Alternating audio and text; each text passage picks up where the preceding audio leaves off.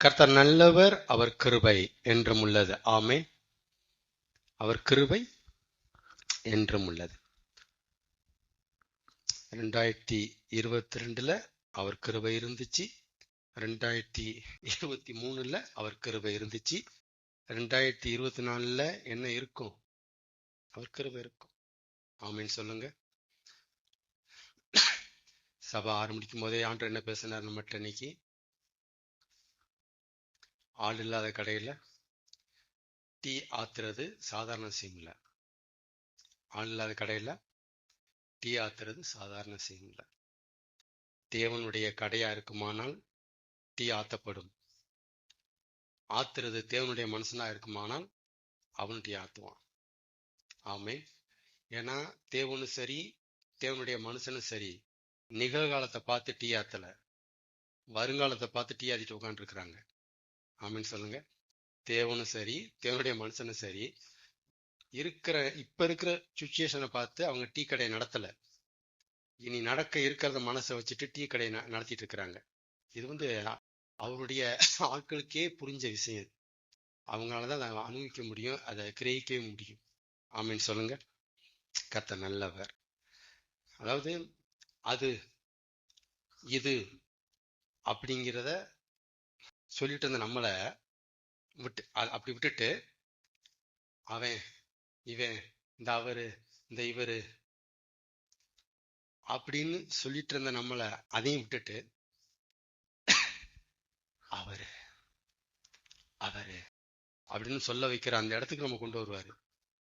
முதல்ல என்ன நினைப்போம்? வீடு, தோட்டம், துறவு, நகை, பணம், பதவி, திறமை, அறிவு, சாமர்த்தியம், எக்ஸ்பீரியன்ஸு, கல்வி, படிப்பு, இப்படி அது இதுன்னு சொல்லிட்டு இருந்த நம்மளை அப்படியே டியூன் பண்ணுவாரு.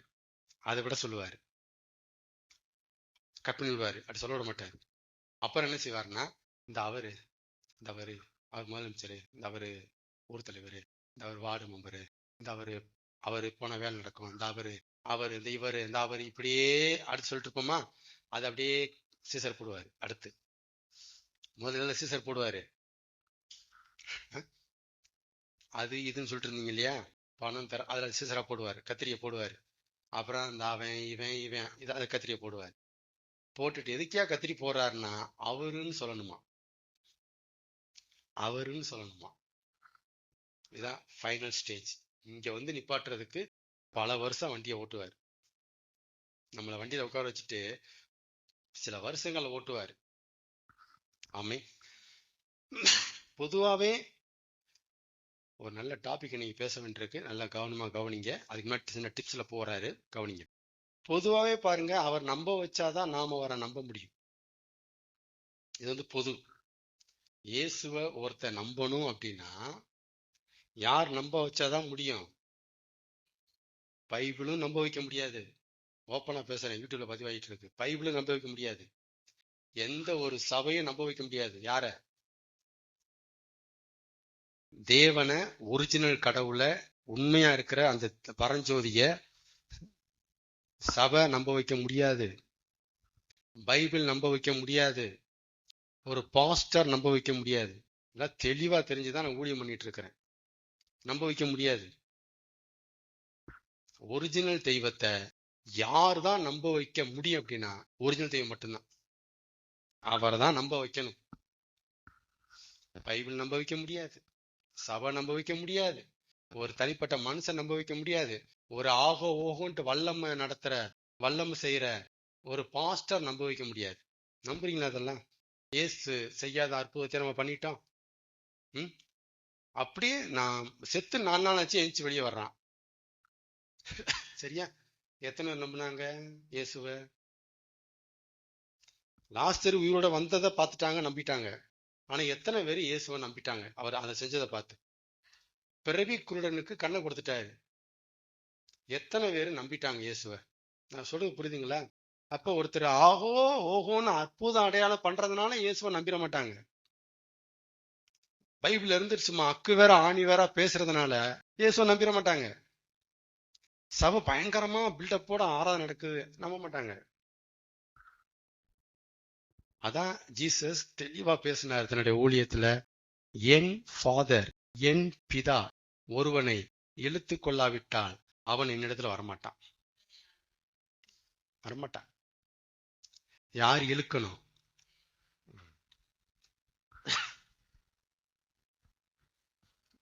இதெல்லாம் தெரிஞ்சு நம்ம வாழணும். தெரிஞ்சு ஊழியம் பண்றவங்க ஊழியம் பண்ணணும். இதெல்லாம் தெரிஞ்சுக்கணும். யார் இழுத்தாதான் வர முடியும். அப்பலாம் என்ன அர்த்தம்? யார் நம்ப வச்சாதான் நம்ப முடியும். ஒரிஜினல் கார்டு ஒருவனை நம்ப வைக்கணும்னா அவனால ஒரிஜினல் கார்டை நம்ப முடியாது.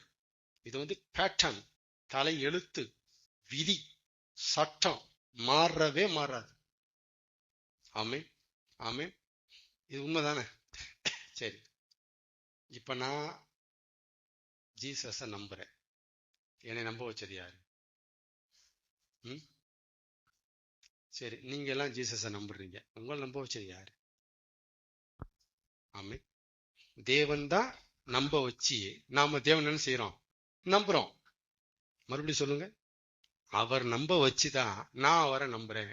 இது பெரிய சத்தியம், விடுபட்ட சத்தியம். கிறிஸ்தவத்துல விடுபட்டு போன சத்தியம் அது. அவர் நம்ப வச்சுதான் நான் அவரை நம்புறேன். இந்த ஒரு பாயிண்ட புரிஞ்சுக்கிட்டீங்கன்னா அவரை நம்புறதுல உங்களுக்கு ஒரு சந்தேகம் வரும்போது இந்த பாயிண்ட் உங்களுக்கு ஹெல்ப் பண்ணும். ரொம்ப சப்போர்ட் பண்ணும் இந்த பாயிண்ட், இந்த அறிவு, இந்த நாலேஜ், இந்த அண்டர்ஸ்டாண்டிங். ஆமென். அப்ப அவரை நம்ப வச்சுதான் நம்ம அவரை நம்புறோம். கன்ஃபார்மா? அப்புறம் சபை நம்ப வைக்கலையா? அப்புறம் எதுக்கு சபை? அப்புறம் எதுக்கு பைபிள்?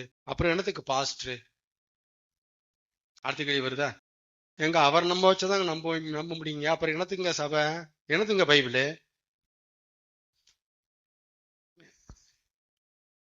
பைபிள் ஆகட்டும், சபையாகட்டும், ஊழியக்காரன் ஆகட்டும், அற்புத அடையாளங்கள் ஆகட்டும், எல்லாமே அதன் வழியா அவரை நம்ப வைக்கிறதுக்கு வச்சுக்கிறாரு. அது வாய்க்கால், அது ஒரு வே. சபை ஒரு வழி. தேவனுக்கு ஒரு வழி, ஒரு ஆப்ஷன், ஒரு வழி. அற்புத அடையாளம் பண்றது அவரை அவங்க நம்புறதுக்கான ஒரு வழி. ஆனா அற்புத அடையாளம் யாரும் என்ன செய்யாது? நம்ப வைக்காது. இதனால பகுத்து புரிஞ்சீங்கன்னா உங்களுக்கு தெரியும் இதுக்கு பின்னால தேவனுடைய மோட்டிவ் என்னன்னு உங்களுக்கு நல்லா தெரியும். ஏன் இதை பண்றாரு? ஆமென். அப்ப பொதுவாவே அவர் நம்ப வச்சாதான் அவரை ஒருத்தர் நம்ப முடியும். கரெக்டா? கன்ஃபார்மா? சரி, அப்ப அவரை நம்ப முடியாத ஒரு சூழ்நிலை நமக்கு வருதுல்ல. எப்படி செய்வாரான்னு தெரியலையாடா, குணமாக்குவாரான்னு தெரியல, பணம் தேவைப்படுது தருவாரான்னு தெரியல, சூழ்நிலை விளங்காம இருக்கு. நல்லா அவரை நம்பலாமா நம்ப முடியாதா, வேணாமா, பேசாம என்ன செய்யலாம்? அவரை நம்ப முடியாத சூழ்நிலை எத்தனை தடவை வாழ்க்கையில வருது. அவரை நம்ப முடியாத சூழ்நிலையிலும் அவரை ஒருத்தர் நம்பணும்னா இப்ப என்ன செய்யணும்? எப்படி அவன் நம்ப முடியும்? அப்பையும் அவர் தான் நம்ப வைக்கணும். ஸ்ட்ராங்கா ஜென்ரலாவே அவர் நம்ப வச்சாதான் என்ன நான் அவரை நம்ப முடியும். அப்படின்னா அப்புறம் அவரை நம்ப முடியாத சூழ்நிலையில நானும் எப்படி நம்ப முடியும்? ஒரு பாசிட்டிவ் நம்ப வைக்க முடியுமா? அவர் தான். அப்ப நார்மலா நான் அவரை நம்பினாலும் அவர் தான் எனக்கு வேணும். கிரிட்டிக்கலான சூழ்நிலையில மாட்டிக்கிட்டு இருக்கும் போது நான் அவரை நம்பினாலும் அவர் தான் எனக்கு வேணும். ஆமீன். அப்ப நம்ப முடியாத சூழ்நிலை இந்த 12 மாசம் எப்படியாவது டச் ஆயிருக்கும் உங்களை, அப்படி சந்திச்சு போயிருக்கும். அப்படி சந்திச்சும் நீங்க அவரை நம்புறீங்க அப்படின்னா உள்ள வேலை பார்த்தது யாரு? நீங்க யோசிக்கல, நம்ம கற்பனை பண்ணிக்கல, நம்மளாம் எழும்பி குழியில இருந்து வெளியே வரல. அவர் சொன்ன ஒரு வார்த்தை நம்பிக்கை கொடுத்துச்சு, வெளியே வந்துட்டோம். ஆமே. இதுக்கு பின்னால தேவனுடைய ரகசிய செயல் இருக்குங்கிறத புரிஞ்சுக்கிறத ஆண்டவர் பேசுறாரு. நான் இருந்தேன்டாங்கிறார். ஆமே. நம்ம போன வாரத்துக்கு முந்தின வாரம் பார்த்து நினைக்கிறேன். நம்ம எதுல பின்தங்கி இருக்கிறோம்? 2 விஷயத்துல பின்தங்கி இருக்கிறோம். நம்ம படைப்பாளியை அறியறதுல. 2வது யார் சொல்றது? நம்ம 2 விஷயத்துல பின்தங்கி இருக்கிறோம். அப்படிங்கிறதுலயே நம்ம புரிஞ்சுக்கிறதுல பின்தங்கிட்டோம். பார்த்தீங்களா? நம்மள யாரு நாம அறிஞ்சிக்கிறதுல நம்ம ரொம்ப குறைவுபட்டிருக்கிறோம். அதை பின்தங்கி இருக்கிறோங்கிறேன். தேவனை யாருன்னு அறிஞ்சிக்கிறதுல நம்ம ரொம்ப பின்தங்கி இருக்கிறோம். ஆமே. அதுல ஒரு அறிவத்தை முதல்ல அப்ப பார்த்தோம். நம்ம அவர் நம்ப வைக்காம நாம் அவரை நம்ப முடியாது. இதெல்லாம் அவரை புரிஞ்சுக்கிற பாயிண்ட்ஸ் இதெல்லாமே. ஆமே. படைப்புகளை புரிஞ்சுக்கிற அளவுக்கு நாம என்ன படைப்பாளைய புரிஞ்சுக்கல. இதையும் ஒத்துக்கணும். நம்ம பாடிய, நம்ம உடம்ப ஒரு டாக்டர் பயங்கரமா புரிஞ்சிருக்கிறார். ஆனா உடம்ப படைச்ச படைப்பாளிய அவர் புரிஞ்சிருக்கிறாரா? இந்த அளவுக்கு புரிஞ்சிருப்பாரா? ஒரு பூமிய, ஒரு நிலாவ, ஒரு என்ன சொல்றது, வானத்தை, சமுத்திரத்தை பயங்கரமா புரிஞ்சிருக்கிறவங்க இருக்கிறாங்க. விஞ்ஞானிகள் இருக்கிறாங்க, வான ஆராய்ச்சிகள் இருக்கிறாங்க. ஆனா இவைகளை படைச்ச படைப்பாளிய அவங்க புரிஞ்சிருக்கிறாங்களா? அதாவது படைப்புகளை டீப்பா புரிஞ்சிருக்கிற அளவுக்கு அதை படைச்சவரை புரிய தவறிட்டாங்க. இதுதான் நம்முடைய டிராபேக். இங்கதான் நம்ம வஞ்சிக்கப்பட்டு இருக்கோம்னு சொல்ல வரேன். நான் எல்லாத்தையும் பேசுவோம், ஆனா இதை எல்லாவற்றையும் செய்த தேவனை நாம கொஞ்சமா புரிஞ்சு வச்சிருக்கிறோம். அதனாலதான் கொஞ்சமா பேசுறோம், அதனாலதான் அவரை கொஞ்சமா நினைச்சுக்கிறோம், அதனால கொஞ்சமா கண்டுக்கிறோம். அதான் போகும்போது மட்டும் ஒரு ஹாய் சொல்லிட்டு போயிட்டே இருக்கிறோம். நமக்கு அவரை பற்றி அறிவே நமக்கு கிடையாது. ஆமே. படைப்புகளை புரிஞ்சுக்கிறதுல காட்டுற ஆர்வம் நாம இன்னும் படைப்பாளியை புரிஞ்சுக்கிறதுல காட்டல. அதுதான் சபையை வச்சிருக்கிறார். வஞ்சுவாஞ்சேரியில அந்த சபையை அதுதான் வச்சிருக்கிறார். படைப்புகளை பற்றி நிறைய காலேஜ் சொல்லித்தருது, நிறைய டிபார்ட்மெண்ட், உலகத்துல நிறைய ஆப்ஷன் இருக்கு. பட் படைப்பாளிய புரிஞ்சுக்கிறதுக்கு சொல்லித்தர்றதுக்கு சபை தான் வச்சிருக்கிறார். நீ சொல்லித்தாடா. ஆமை. தேவனை பத்தி புரிஞ்சுக்கிறதுக்கு பெருசா என்னங்க இருக்கு? ஜென்ரலா கேட்கிற கேள்வி. என்னங்க பெருசா? அவன் தெய்வம், அவ்வளவுதான். அவன் நல்லவருங்க, அவ்வளவுதான். என்ன புரிஞ்சுக்க வேண்டியிருக்குன்னு சொல்ல வரீங்க அப்படின்னா அப்படி இல்ல. தேவனை பத்தி புரிஞ்சுக்க வேண்டிய அளவு இந்த உலகத்தின் அளவை விட ரொம்ப பெருசு. அவ்வளவு புரிஞ்சுக்க வேண்டியிருக்கு அவரை. உதாரணத்துக்கு சொல்றேன் பாருங்க. ஆபிரகாமுக்கு வயசாகி போச்சு, சாராளுக்கு வயசாகி போச்சு. வயசாகி போச்சுங்கிறத விட இனி பிள்ளை பிறக்க முடியாத அந்த பாயிண்ட், அந்த பார்டர், அந்த எல்லையை அவங்க தொட்டாங்க. இனி அவங்க பிள்ளை பிறக்காது, கன்ஃபார்ம். நீ பிள்ளை பிறக்காது, ரைட்? ஆனா ஆண்டவர் ஆபிரகாம்கிட்ட பேசுறாரு, உனக்கு நான் பிள்ளை தருவேன், கற்ப பிறப்பு, பேரவை எல்லாம் சொல்றாரு. சரிங்களா? இப்ப ஆண்டவரை நம்பிதான் வந்தான் ஆபிரகாம். 75 வயசுல கூப்பிடுறாரு, வந்தான். வந்தவன்கிட்ட இப்படி கூப்பிட்டு பேசுறாரு, உனக்கு நான் பிள்ளை தருவேன் அப்படின்ட்டு. எப்ப? நடக்க சாத்தியம் இல்லாம சயின்ஸ் சொல்லுது, அறிவியல் சொல்லுது, உன்னுடைய பாடி கண்டிஷன் ஓவர்ன்ட்டு மெடிக்கல் ரிப்போர்ட் கழுத்து போட்டு கொடுத்தாச்சு. சாராளையும் கூப்பிட்டு ஆபிரகாம் கூப்பிட்டு சொல்லியாச்சு. அப்படி மெடிக்கல் ரிப்போர்ட் சொல்லும் போது இவர் ஒரு ரிப்போர்ட் சொல்றாரு, உனக்கு ஒரு பிள்ளை பிறக்குங்கிறாரு. மாத்தி பேசுறாரு கருத்தை.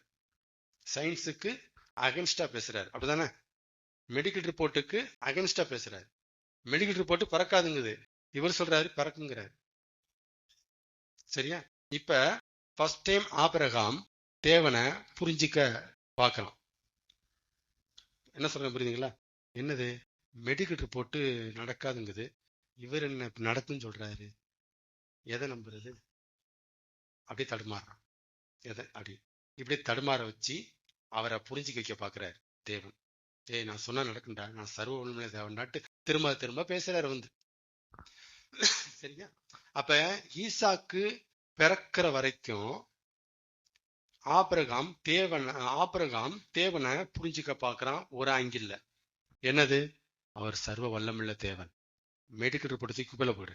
இந்த ஈசாக்க பரண்டாம் பாரு, இந்த சொன்னார் செஞ்சுட்டாரு பாரு. இப்ப ஆபிரகாம் தேவனை பத்தி ஒரு நாலேஜ் ஒன்று கிடைக்குது. பயங்கரமான பாப்பா, ரைட்டா? இது ஒரு ஆங்கிள் தேவனை புரிஞ்சுக்கிட்டான். ஓகே. இப்ப பாருங்க, அவனுக்கு கொடுத்த அதே ஈசாக்க கொலை செய்யட்டாங்கிறார், பலி செலுத்துறாங்கிறார். இப்ப என்ன செய்வான்?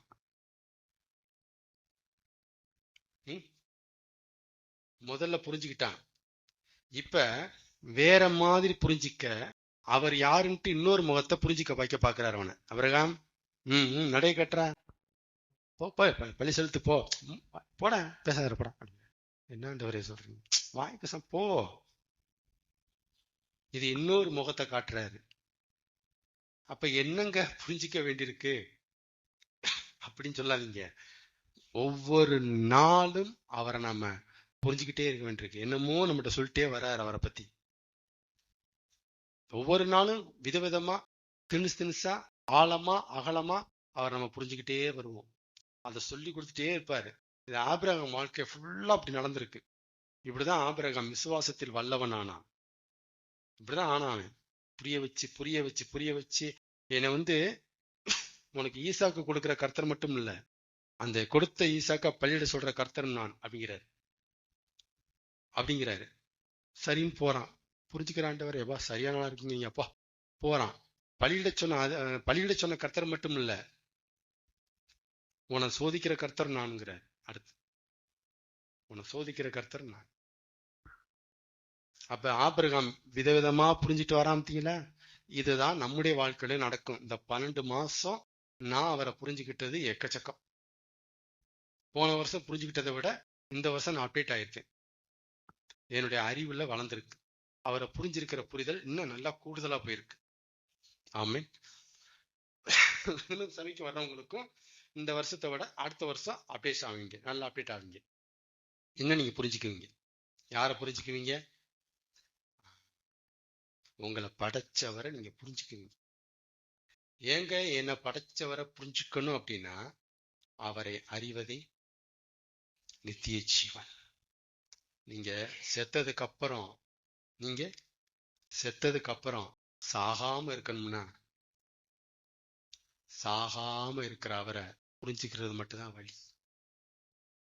அதான் வழி. அவர் ஒருத்தர் தான் மாயை இல்லை, அவர் தான் நிஜம் நிரந்தரம்.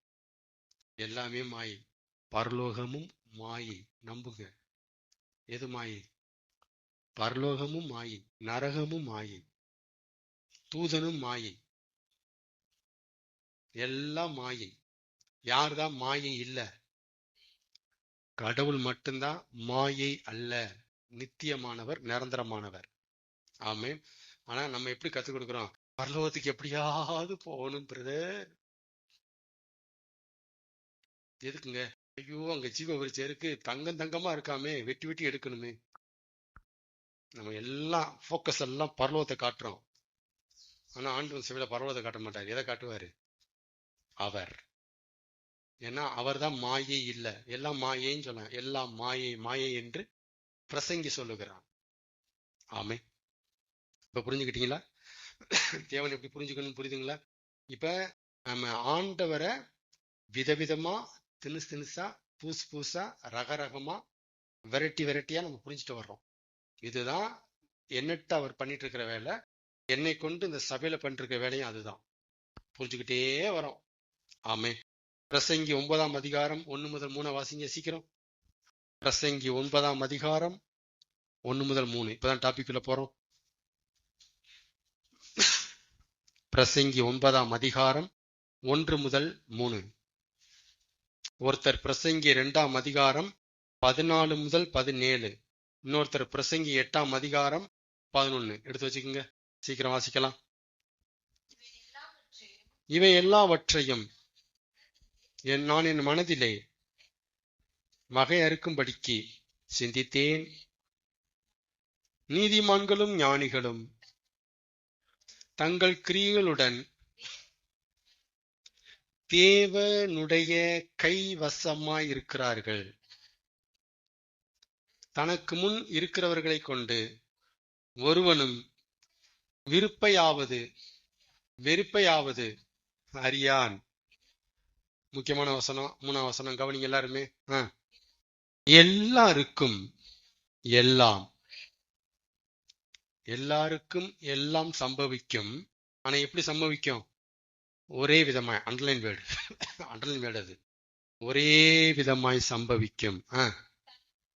சன்மார்க்கனுக்கும் நல்லவனுக்கும் கெட்டவனுக்கும், நற்குணமும் சுத்தம் உள்ளவனுக்கும் சுத்தம் இல்லாதவனுக்கும், வழியிடுகிறவனுக்கும் ஆண்டவரை தேடுகிறவனுக்கும் ஆண்டவரை தேடாதவனுக்கும், சபைக்கு வருகிறவனுக்கும் சபைக்கு வராதவனுக்கும், இயேசுவை ஏற்றுக்கொண்டிருக்கிறவனுக்கும் இயேசுவை ஏற்றுக்கொள்ளாதவனுக்கும் ஒரே விதமாய் சம்பவிக்கும். நல்லவனுக்கு எப்படியோ பொல்லாதவனுக்கும் அப்படியே. ஆணையிடுகிற ராஜாவுக்கு எப்படியோ ஆணையிட பயப்படுகிற அடிமைக்கும் அப்படியே சமமாய் சம்பவிக்கும். அடுத்த முக்கியமான வசனம், எல்லாருக்கும் ஒரே விதமாய் இந்த உலகத்துல சம்பவிக்கிறது. சூரியனுக்கு கீழே நடக்கிற எல்லா விஷயங்கள்லயும் ஸ்பெஷல் திங். எப்படி ஸ்பெஷல்?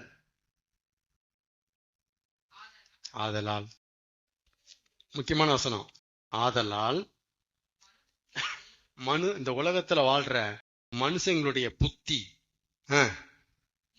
இருதயம் தீமையினால் நிறைஞ்சிருக்கு. அவர்கள் உயிரோடு இருக்கும் நாளளவும் அவர்கள் இருதயம் பைத்தியம் கொண்டிருந்து பின்பு அவர்கள் செத்தவர்களிடத்திற்கு போகிறார்கள். போதும். எது வரைக்கும் வாசிச்சிருக்கிறோம்? 3 வரைக்கும் வாசிச்சிருக்கிறோம். என்ன புரிஞ்சுக்கிட்டீங்க? எல்லாருக்கும் ஒரே மாதிரி சம்பவிக்கிறது இந்த பூமியில ஒரு ஸ்பெஷல் திங். இதனால இதனுடைய அவுட்புட், இதனுடைய இம்பாக்ட், இதனுடைய விளைவு என்ன செய்யுது அப்படின்னா, மனுஷனுடைய இருதயம் தீமையினால் நிறைஞ்சிருக்கு.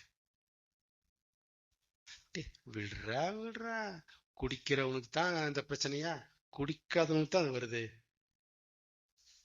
விடுறா. என்ன இயேசுவை தேடினா மட்டும் பண கஷ்டம் வராதாமா? வரத்தான் செய்யும். எங்க கடவுளை கும்பிட்டா மட்டும் தான் வருமா என்ன? விடுறா.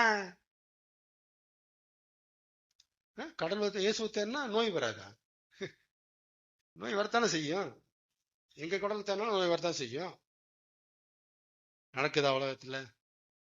ஒரே விதமாய் சம்பவிக்கும். நீ நல்லவனா இருந்து என்னத்தை கண்ட?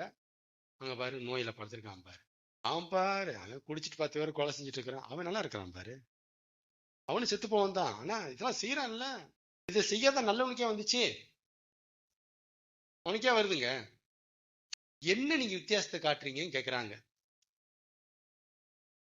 என்னங்க வித்தியாசம்? ஒரே விதமாய் சம்பவிக்கும்.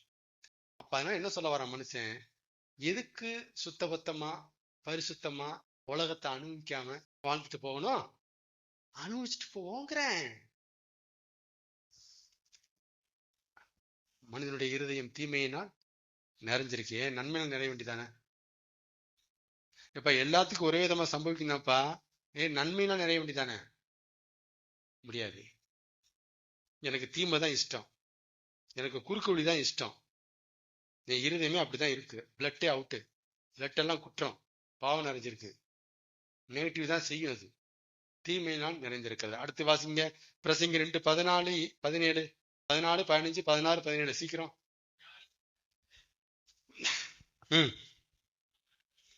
ஞானியின் கண்கள் அவன் முகத்திலே இருக்கிறது, மூடனோ இருளிலே நடக்கிறான். இங்க பாருங்க, ஞானியின் கண்கள் அவன் முகத்துல இருக்கு, மூடனோ இருளிலே நடக்கிறான். இது ரொம்ப கேட்க சந்தோஷமா இருக்கு. அப்புறம் ஆகிலும் அவர்கள் எல்லோருக்கும் ஒரே விதமாய் சம்பவிக்கிறதே. வைக்கிறாரு பாருங்க பாயிண்ட். இங்க அவன் ரொம்ப புத்திசாலிங்க, ரொம்ப ஷார்ப்பான ஆளுங்க. அப்படி ஒருத்தர் இருக்கிறான். ஒருத்தர் மலுமட்டை மரக்கட்டை, தேராது.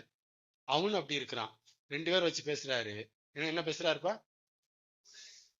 மூடனுக்கு சம்பவிக்கிறது போலவே ஞானியாகிய சாலமோனா இருக்கிற எனக்கும் சம்பவிக்கிறதே. அப்புறம் அப்படி இருக்க சாலமோனாகிய நான் ஞானியா இருந்து என்னையா காரியம் அடுத்து என்று சிந்தித்தேன். பாரு, ஒரு ஞானி சாலமோன் எப்படிலாம் அதை தியானம் பண்ணி கள நிலவரத்தை பார்த்து, நான் இவ்வளவு ஞானமா இருக்கிறேன், நானும் செத்து போறேன், ஒருத்தன் அட்டியை முட்டாளு, அவனு செத்து போறான். என்ன வித்தியாசம் கேக்குறான் பாருங்க கேள்வி. எழுதி வச்சிருக்காரு பாருங்க. அப்புறம் மூடன் என்றாலும் ஞானி என்றாலும் என்றென்றைக்கும் நினைவில் இருப்பதில்லை. இப்பொழுது இருக்கிறது எல்லாம் வருங்காலத்தில் மறக்கப்பட்டு போகும். மூடன் எப்படி சாகுறானோ அப்படியே ஞானியும் செத்து போறான். ஏப்பா, உனக்கு என்ன அறிவு பெருத்ததுனால சாகாம இருக்க போற? ஒருத்தனுக்கு அறிவே இல்லாம முட்டாத்தனமா இருக்கனால அவன் சாகாம இருக்க போறான்? செத்துதானப்பா போறீங்க. ஆமே. அடுத்து பிரசங்க 8 வாசிங்க. துட்கிரியைக்கு தக்க தண்டனை சீக்கிரமாய் நடவாதபடியால், அண்டர்லைன், சீக்கிரமாய் நடவாதபடியால் மனுபுத்திரன் இருதயம் பொல்லாப்பை செய்ய அவர்களுக்குள்ளே துணிகரம் கொண்டிருக்கிறது. ஒருத்தன் ஒரு கொலையை செஞ்சவனையும் தேவன் அவனை கொலை செஞ்சுட்டா எவனா கொலை செய்வானா? முடியுமா? ஒருத்தனுடைய பணத்தை பிக்பாய் எடுத்தவனையும் இவனை காலை வெட்டிட்டா தேவன் அவன் பிக்பாய் எடுப்பானா? புரியுதுங்களா? அப்ப ஏன் தீமையினால் நிறைஞ்சிருக்குன்னா சிஸ்டம் அப்படி. இன்னொரு பாயிண்ட், ஏன் தீமையிலே டிராவல் ஆக பாக்குறா அப்படின்னா துர்க்கிரியைக்கு தண்டனை சீக்கிரம் நடக்கல. நமக்கு நல்லா தெரியுது, நமக்கு ஒரு ஒரு குறிப்பு அநியாயம் செய்யறாங்க, பழி சுமத்துறாங்க, நமக்கு நல்லா தெரியுது. ஆனா சீக்கிரம் நடக்கல அப்படின்னா என்ன நினைப்பாங்க? அவங்க எப்படி இருப்பாங்க? என்ன பழி செலுத்துவோம், என்ன பழி போடுவோம், என்ன அதை செய்வோம், என்ன அதை சொல்லுவோம். இதை செய்யத்தான் அவங்க உந்தப்படுவார்கள். அப்படிதானே? அப்படிதானே? அதாவது தேவன் துர்க்கிரியைக்கு தண்டனைய நடத்துவார். ஆனா எப்படிதான் நடத்த மாட்டாராம்? சீக்கிரமாய் நடவாதபடியால். அந்த அண்டர்லைன் வேர்டு முக்கியமான வேர்டு. துர்க்கிரியைக்கு அவர் தண்டனையே கொடுக்க மாட்டாரு. அப்படி சொல்லல. எங்கப்பா அவர் எப்ப நினைக்கிறாரு அப்பத்தானே அவனை தூக்குறாரு, அப்பத்தானே அவனை கைய வைக்கிறாரு, அது வரைக்கும் அவன் ஆட்டம் தாங்க முடியல. அப்படிதான் சொல்றாங்க இன்னைக்கு. அரசன் அன்றே கேட்பான், தெய்வம் நின்று கேட்பார். ஆமே. ஆனா இதுல என்ன பியூட்டினா, அரசன் கொடுக்கிற தண்டனைக்கும் தேவன் கொடுக்கிற தண்டனைக்கும் ஏணி வச்சா கூட எட்டாது. இவர் வச்சு செஞ்சிருவாரு. யாரு? தேவன் தண்டனை கொடுத்தா வச்சு செய்வார். சும்மா ரணகலமா இருக்கும். அத மனுஷன் செய்ய முடியாது. அந்த வேதனையை பைபிள் நிறைய இருக்கு. வச்சு செய்வார். ஆமே. அவன் மனுஷன் மீளவே முடியாது, எங்க போனாலும் சரியாகாது, அப்படி போட்டு லாக் போட்டுருவாரு. ஆமேன். அப்ப தேவன் தண்டனை தர்றதுக்கு மனுஷன் பயந்து இருக்கணும். ஒண்ணுமே நடக்காது, நான் எவ்வளவோ பாவம் செய்றேன், எவ்வளவோ தப்பு செய்றேன், எனக்கு ஒண்ணு நடக்கலையே. எச்சரிக்கையாரு, சீக்கிரம் நடவாதபடியினால் நீ உனக்கு எதுவுமே நடக்காதுன்னு நினைக்காத. எதுவுமே நடக்காதுன்னு நினைக்காத. நடக்கும். சீக்கிரம் நடக்கலங்கிறதா உண்மை தவிர நடக்காதுங்கிறது பொய். நடக்கும். ஆமேன். ஆமேன் சொல்லுங்க. இப்ப டாபிக் பேச முடியாது, பட் டச் பண்ணிட்டு போறேன் நான், நேரம் இல்லை. இப்ப என்ன செய்யுது? எல்லாருக்கும் என்ன செய்யுது? ஒரே விதமா சம்பவிக்குதா? இயேசுவ டேஸ்ட் வந்தவங்களுக்கும் வராதவங்களுக்கும், சபைக்கு வர்றவங்களுக்கும் வராதவங்களுக்கும், அதான் பலி இடுகிறவனுக்கும் பலியிடாதவனுக்கும் ஒரே விதமாய் சம்பவிக்கும். ஆண்டவரு ஆண்டவரு ஆண்டவரும் தேடுறவனுக்கும் ஆண்டவரா நான் காய் சொல்லிட்டு போயிட்டே இருப்பேங்க அவ்வளவுதாங்க அப்படிங்கிறவனுக்கும் ஒரே விதமாய் சம்பவிக்கும். இது பூமியில் நடக்கிற பெரிய தீங்கு. அதனால இப்ப நல்லா இருங்க, நல்ல புத்தியா இருங்கன்னு சொன்னா எடுபட மாட்டேங்குது.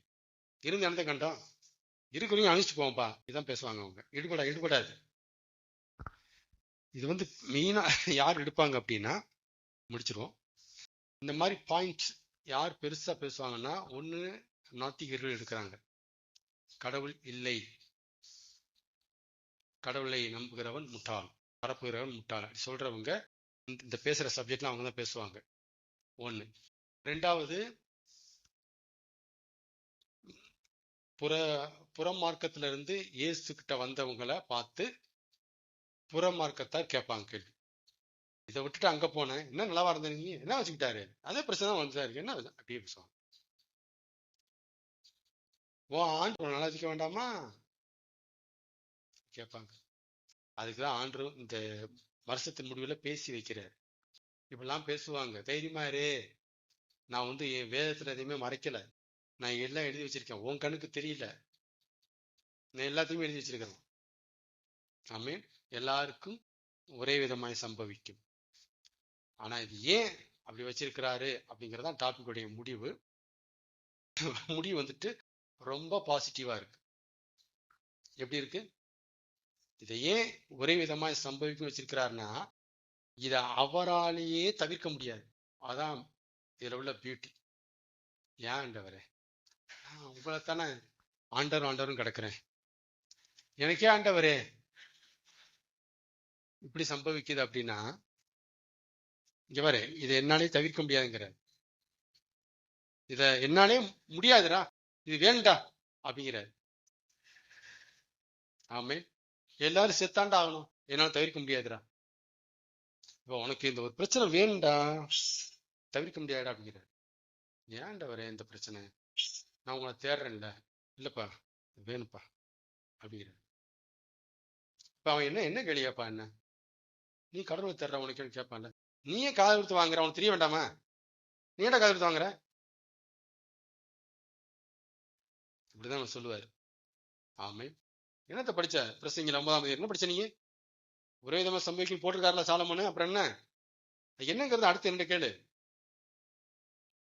ஏன் நடக்குதுன்னு என்ற கேளு, நான் உன் வேணா சொல்லித்தரேன் நான், ஆனா நடக்கக்கூடாதுன்னு என்று சொல்ல வாதிக்காது, நடக்கூடாது என்ன தப்பாச்சு அப்படின்னு சொல்லாத, நீ என்று சொல்லக்கூடாது, நீ ஏன் நடக்குதுன்னு கேள்வி நான் சொல்றேன் நான். ஆமை ஆமைன்னு சொல்லுங்க. இப்ப நம்ம என்ன பண்ணியிருக்கோம், தேவனை புரிஞ்சிருக்கோம். இந்த மாதிரி பைபிள்ல விதவிதமாக நீங்க புரிஞ்சுக்கலாம். நீங்க தேவனை புரிய புரிய புரிய நீங்க தேவனுடைய நாலேஜ்ல அப்டேட் ஆக உங்களுடைய இருதயம் அப்டேட் ஆகிறதுனால உங்களுடைய பேச்சு, பார்வை, பேச்சு, செயல்லாம் வேற மாதிரி இருக்கும். நீங்க வேற மாதிரி பேசுவீங்க, போட போட போட இப்படி தாண்டான்னு போயிருவீங்க. ஆமே.